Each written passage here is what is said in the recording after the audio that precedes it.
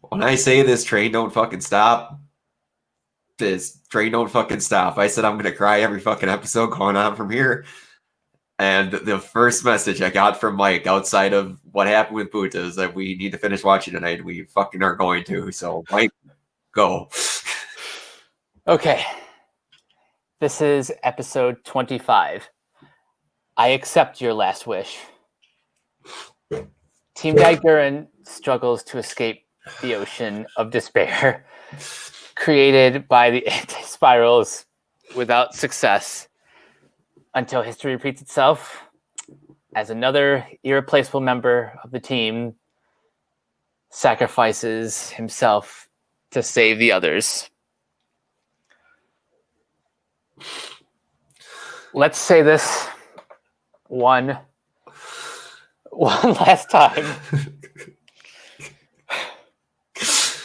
Kitan is the MVP of this season. He is. He fucking is. The one person, and I've been waiting to say it, there is one person in this fucking show that knows how to be romantic, and it ends up being fucking Kitan. Of all people. Of all fucking people, it's Kitan. I have to keep biting my tongue and acting like I don't know this shit's coming, and I want to talk about this shit so bad, and we're finally here to talk about this shit.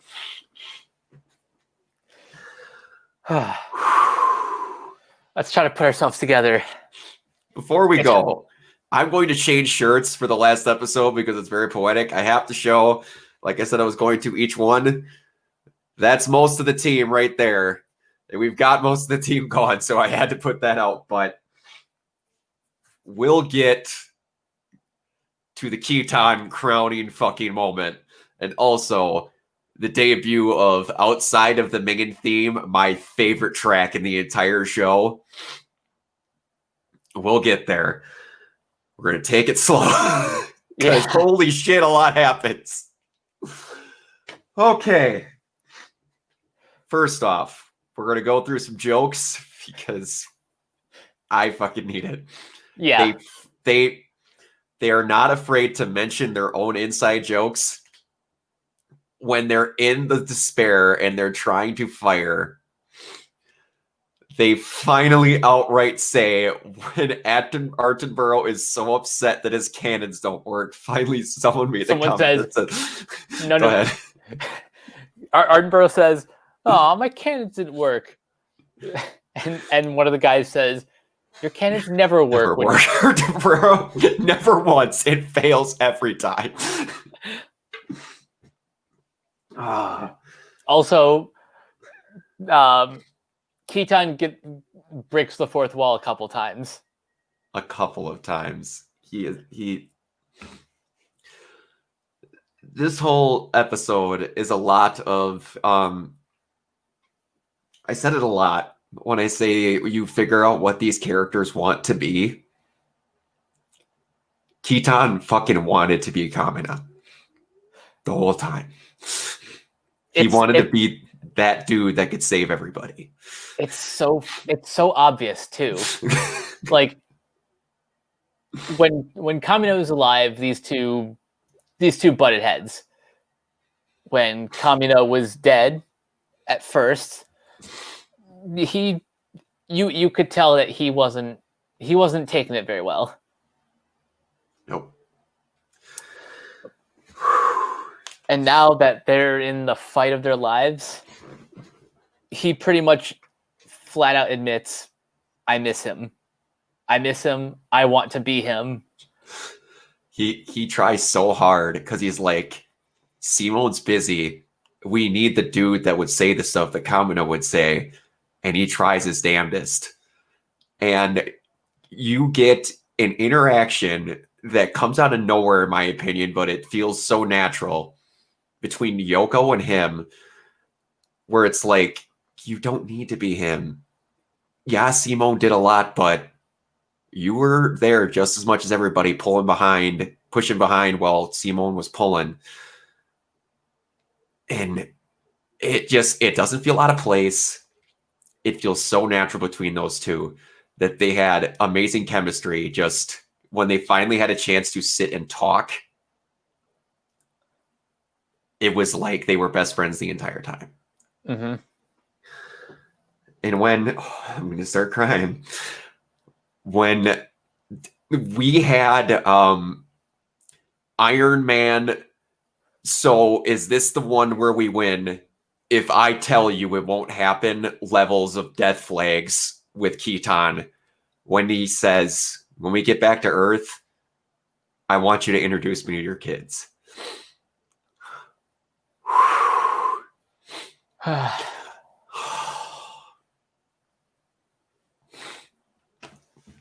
He finally gets to be the man he wants to be. And it's even before they get there, he kind of bitches out Gimme about all this, and it just, they saved your little punk asses because they wanted to, so don't even try and think that you owe them anything. You stay here because we wanted to do the shit we want to do, and you referenced it perfectly, where they're like, we're going to make the sacrifices so you guys live good lives. And he installed the lessons that Kamina wanted to, the type of lessons that Kamina would do, because he didn't get it out how he wanted to. But within seconds, who was the one saving their asses because he made the inspirational speech he thought he didn't make? Gimme and Daria were out there right away. Mm-hmm. Oh.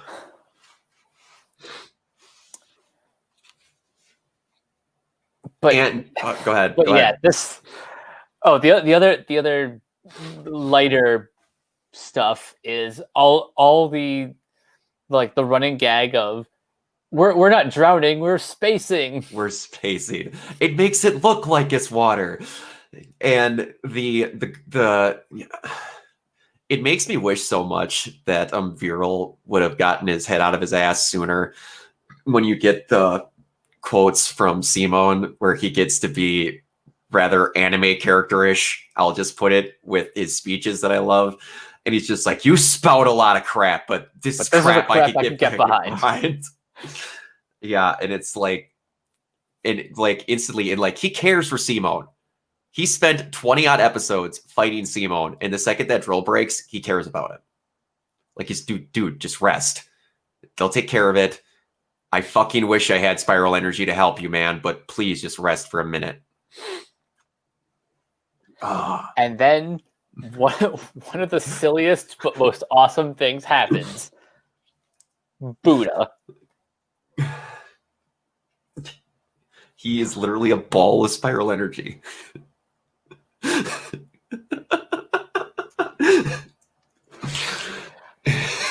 I never would have seen that coming. No. And he literally doubles the output so that Gurren and Lagann can both produce drills at the same time, and he fixes the drill within seconds. And you saw him sparking throughout the whole episode, and he jumps in with that portal to go help them, and it's just... Even fucking Buddha gets awesome moments. He's like, you're a team member too, dude. You're just as important as everybody else. You can't pilot a gunman, but God, you can still be important. And oh God. And speaking of Star Wars moments, like, Lord Genome has basically become C3PO. Yes. He's about to say, like, the odds of this mission becoming, like, succeeding, and Liron, bless you, Liron, he goes, yeah, you don't have to tell us. We know we're crazy. We know we're crazy. And I think, my second favorite line, because I cannot spoil my favorite line of his that you haven't heard yet, I would say the probability of succeeding in this mission was 0, but I am starting to see that theoretical possibilities are pointless with you people. Yep. But on some more serious stuff before we get to the most serious thing that happened. You get to see that there's more Lagans buried inside the spiral death machine. Keep talking. I'm going to look up the voice of the anti-spiral Okay. because as a compliment, but also as a compliment to the performance, it's great. But also, the Anti-Spiral's a dick. Oh, he's the biggest form of a dick. He's just like, you see that? You aren't special. You are insects, just like everyone else that got this far. You are nothing special. Do not see yourselves as anything more extraordinary than anybody else. And every time they're about to fail at something, Dave Mallow. Dave Mallow, yeah, he does so good. And just every time when it's like, it got to the point of where the Anti-Spiral thought he knew how to deal with Hope. He doesn't know how to deal with Hope. He doesn't know how to deal with their level of hope. But also, he does not know how to deal with their level of calculated stupidity. Because like Yoko says, I bet you the Anti-Spiral didn't pick up on anybody driving straight at that fucking thing. Right? And then Leron says it, he's like, we've literally bet everything in this entire series on Simone's drill, and we're going to do it again. And Dayaka goes, and we're going to keep doing it because it hasn't failed yet. And it just, before we get to it, because there's not a whole lot on there, we're going to do, obviously, Simone with the light moment that he had with all that. Also one more light moment, and it puts a T on the obsession with faces on here. They're showing all the Lagans that are stuck in the spiral death machine. Yep. The TV they watch it on has a fucking face on the side of it. Why? Okay. Why? It serves no purpose. It's not aesthetically pleasing. It is literally there to go, don't worry, they're still obsessed with faces. But yeah, we needed to show that you know how we got Lord Genome, how I mentioned that his eyes have spiral forms in them? Yeah. That is when you have the quote-unquote awakening of mass spiral energy in someone. And you got to see that in the eye catch with Keaton. Oh, yeah. And I always said how the death flags for all the guys were in the eye catch. They only showed one eye catch for both of those guys. You knew Keaton was gone when both of the eye catches were Keaton's face just overflowing with spiral energy, and then they showed the littler form of Keaton's mech, or a gunman, I'm sorry. And they kind of have the pre-Avengers Endgame moment where they're like, the missiles don't work. And then all of a sudden they're like, you have 1 minute to make those casings harder and we're going to fire again. And Yoko's about to say, and Keaton goes, nope, this one's mine. And I'm going to go in there. It'll be more probable than changing that. I'll be able to get in there. That's what you were going to say, wasn't it? And she turns around, and one of the biggest memes of Gurren Lagann happens. And Kyle A. Bear mentioned it when he did my autograph. Nothing in Gurren Lagann, not the highest form of Gurren, no gunman, is more deadly than getting kissed by Yoko. Wow. You have signed your death certificate if that woman lays lips on you. You know what? I'm glad Simone and Yoko never got together. It's kind of scary. But yeah, it's and I'd have to look it up to get the exact things, but like there's a big rumor page of, I'm gonna see if I can mention this when because I have a screenshot of it. Of when I was looking up stuff to bring up in here. Is this the 850 thing? All right. Since Gurren Lagann aired on Tokyo during a morning time slot, each episode had an amount of time left on screen. And honestly, it had been talked about, especially when Keaton dies at 8:54 in episode 8. Along the same lines of an earthquake warning at 50 km per hour winds force flashed on screen during episode 15 when Lord Genome steps out of his Lagann to beat the shit out of Simone barefisted. Both incidents, similarly epic episodes, are credited for priming the stage in interest of 852. Toward the end of Gurren Lagann, episode 25, Keaton makes a last-minute decision to sacrifice himself and transform his battleship and so Simone can transform the battleship and the Chao Jing Gun Gurren into the mecha to fuck up the anti-spirals. As he does it, after Keaton dies, the screen went black with the exception of a clock that read 8:52. Wow. And as the next scene plays out, the clock changes to 8:53, showing the planet-sized explosion caused by Keaton's drill. That was a lot. Yeah, so Genome beating the shit out of Simone, Kamina dying, and Keaton, all that happened at 8:50 something in an episode. It's ridiculous. Yeah, it.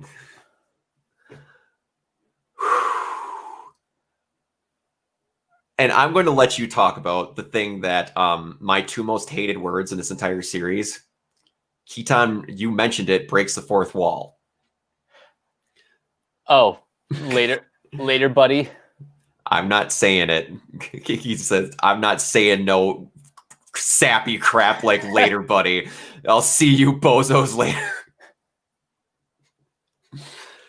And the fact that you think Keaton dies when you see the mech get crumpled, and they're just like, he died for nothing. And then you see that his smaller mech is still there, and that he kept one of the drills that broke off. And I told you that you did not get to see the coolest attack that Keaton ever gets to do because this is it. You fucking A. This was it. The King Keaton Giga Drill Break, which at that point is the biggest one they've had yet. And you see his fucking eyes go clean spiral and just annihilate that thing. It just the speech of all their souls, and actually it's mine, before he just obliterates that thing. And you get the Keaton, or you get his version of Kamina's moment, where he says later, buddy, and it goes white like it did when Kamina died. And he goes, so this is spiral energy, huh? Not bad. And it just white fades. So this is what it feels like. This is what it feels like, pretty much. If you're an X-Men fan, you should know where that line comes from. This show does a lot of things really good. Giving characters proper death scenes might be the best thing it does outside of the mech fights. Yeah. But the thing that probably made you want to say that we have to finish this episode comes at the very end. And I'm going to let you talk all about it so that I shut the hell up. Okay, so we're gonna get there, but I need to build it up. I'm probably gonna keep doing this, like for the rest of these episodes. Okay, so when we begin in episode 1, Lagann was just ahead with arms and legs, like stubs, basically. Yep. Once they bust out from underground, they find Gurren, who's like the rest of the body. Yep. Then they combine and they form Gurren Lagann. Yep. And then once they take over the Daigunzen, yep, that's when they become Gurren. Yep. And then, a few episodes later, they if I miss one, let me know. Nope, keep going. You're good. Okay, so after they become after Gurren, they get a lot of upgrades for a while. Is basically what happens. Yeah, you get like little upgrades, and then in the 7-year jump, you get the Arc Gurren. Yep. And then once Simone is busted out of prison for reasons we've talked about earlier, yep, they form the Arc Gurren Lagann. Yep. Then, a few episodes later, they become the Galaxy like the Galaxy Lagann. Super Galaxy Gurren Lagann. Yep. This time they are the super, like the Super Galaxy Lagann. Yes. I will tell the exact Japanese description, which is the coolest thing in the world to me, is Ultra Spiral Super Dreadnought Gunman. Yeah. And leading up to this moment, I cannot tell you my favorite song in Gurren is both versions of Serario Days. But nothing gets me more juiced and more emotional than when you start hearing the piano beats of Lieber Me from Hell. Just that light little lead in, and the rap from Rap as a Man's Soul starts going, and it somehow matches perfectly to that. And it's playing while that fucking thing forms coming out of that wave. Mm-hmm. Oh.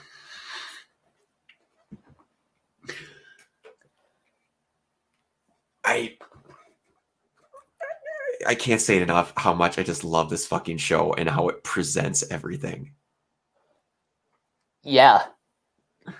It's as we've said, they do such a good job of just like carefully slowly but gradually escalating from a head with appendages Yep. to the fucking size of a galaxy. And yeah, and not to mention the tiniest little touch what they did not need to do. But again, I'm so happy they did. Like they did with the title cards where they bring them back to the old style.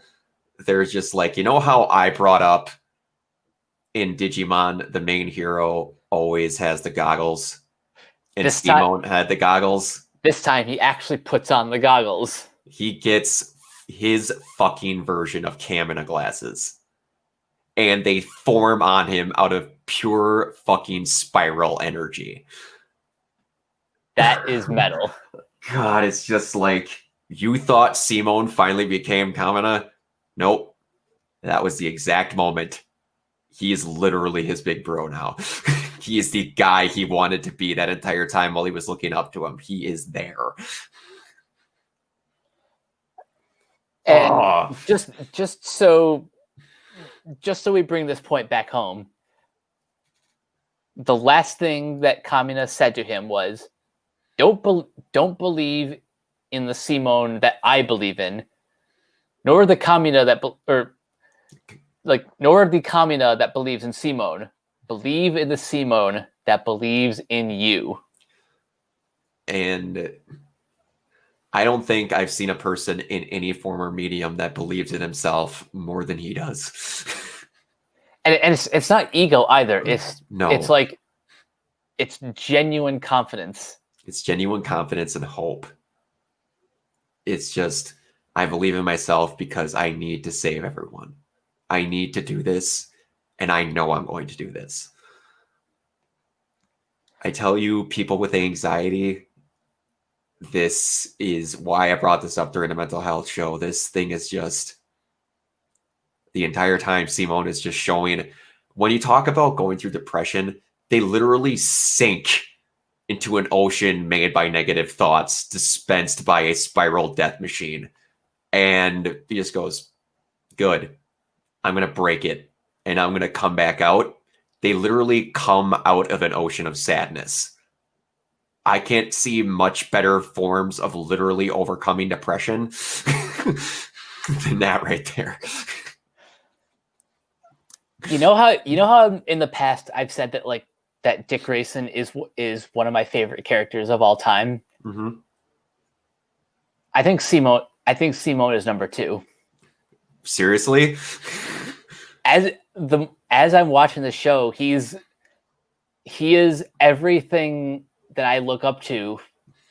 Like he has the confidence that I've always wanted. Like he's had his lows. Mhm. He's had people in his life leave him, but that has never stopped him. Nope. Like every single obstacle that he's faced, and we're still 2 episodes away. So you'll see that every single obstacle that comes his way, he can defeat it. Yep. He can face anything. Yep. Well, dude, I'm happy I'm watching this with you because I gush about this show a lot, and I don't watch as much anime as other people do. I'm getting there. And even with some of the people that are my closest friends, like, don't quite understand because none of them have watched it. And it's kind of like it's the one I talk about, and they only like, I love all my friends to death, I really do. But I kind of like when I talk about it, it's kind of like, yeah, it's the only one of the only ones you've seen. So that's why you hype it up so much. I'm like, no, I don't. I genuinely mean how much I hype up this show and how much it means to me. It's got some of the best, most well-written characters, in my opinion, ever. And hearing you talk about that you like Simone just below Dick Grayson blows my mind.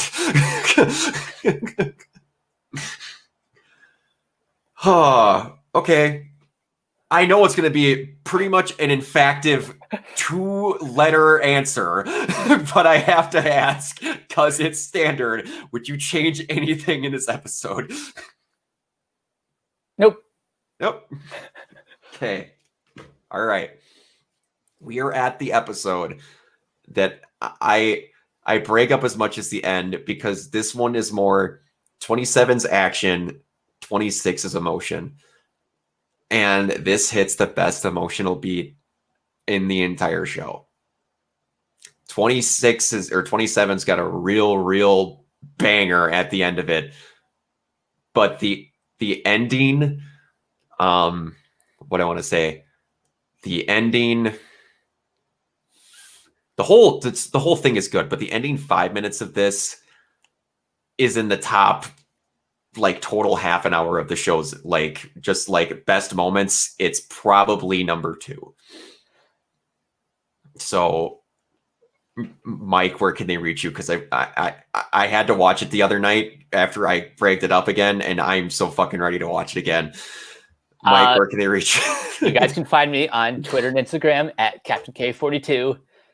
Check me out on letterboxd.com/CoachK42. Find me on all the various Facebook groups, just at my name. Renegade Pop Culture, you can follow their Facebook group or Twitter at Ren Pop Culture. Apple, Anchor, Spotify for all your podcasts. Last but not least, check out renegadepopculture.com. Need an escape? So do we.